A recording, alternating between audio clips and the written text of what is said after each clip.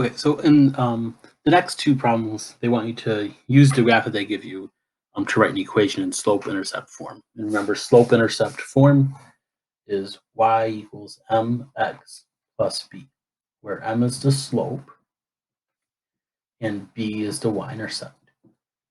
So we'll just find the slope and the y-intercept. The y-intercept, you're just going to see where does the graph touch the y-axis. So in example 3, just look, the graph, here's the y-axis right here. So the graph looks like it touches at about here, so about -2. So we can say b is -2. Then that leaves us finding the slope. So remember, slope is rise over run. So we'll pick two convenient points on the graph, and by convenient I mean it touches sort of the edge of the box and not, sorry, it touches the corner of the box and not the edge. So we can use our y-intercept. It looks like we could use this point right here. Looks like it touches on the corner and not on the side. So the rise, remember, that's your change in the y. So that's going up and down. So we go up 2. And then the run, we go 1, 2, 3 units. But this time we went left. So remember, left is always associated with negative. So 2 over -3 is the slope. And we're just going to plug those into the slope-intercept form. So y equals m, we said, is 2 over -3, or we could say -2 over 3. It's the same thing. And then we put an x. And then our b value is -2, so we just write -2. Okay. And example 4 is going to pretty much work the same exact way as example 3. So just find your slope using rise over run, and then find the y-intercept by just seeing where does the graph touch the y-axis. Next couple of problems they're asking you to graph.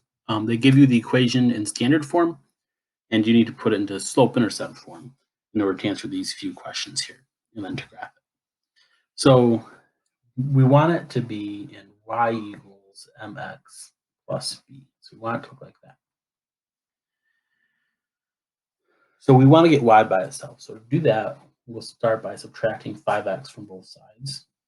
Again, -10y equals 20 minus 5x. We'll leave that for now. But we're going to rearrange this so that the x comes before the b. So we want x to be first. So divide everything by -10.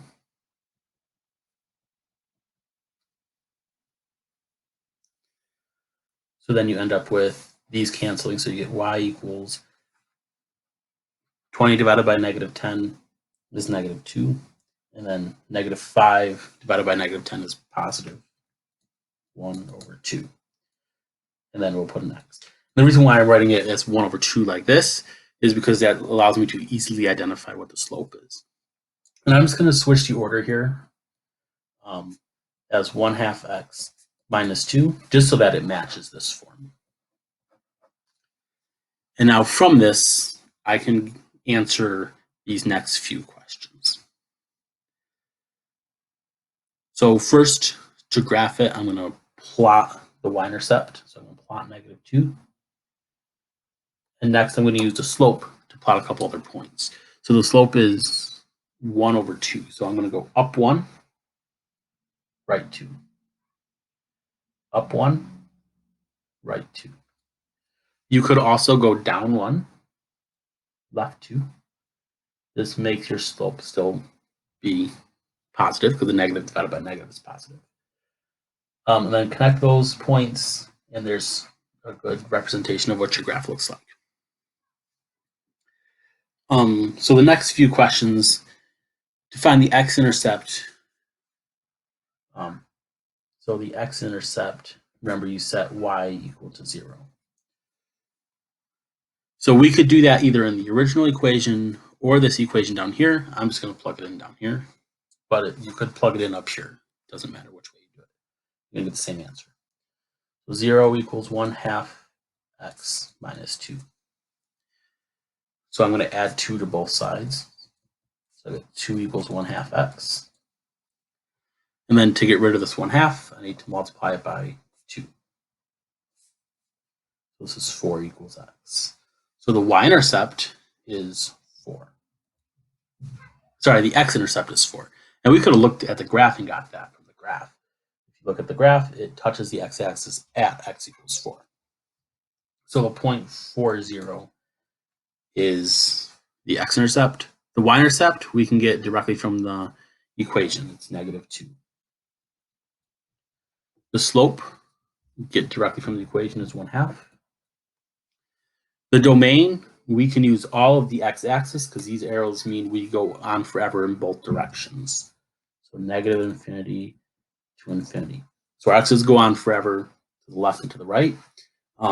The graph also would go on forever down because this arrow is going down. Also goes up forever on the y as well. So this is going to be -infinity to infinity. So that's how you do problems 5 and 6. And in general, the slope, or sorry, the domain and range of a linear equation is typically always going to be -infinity to infinity for both of them.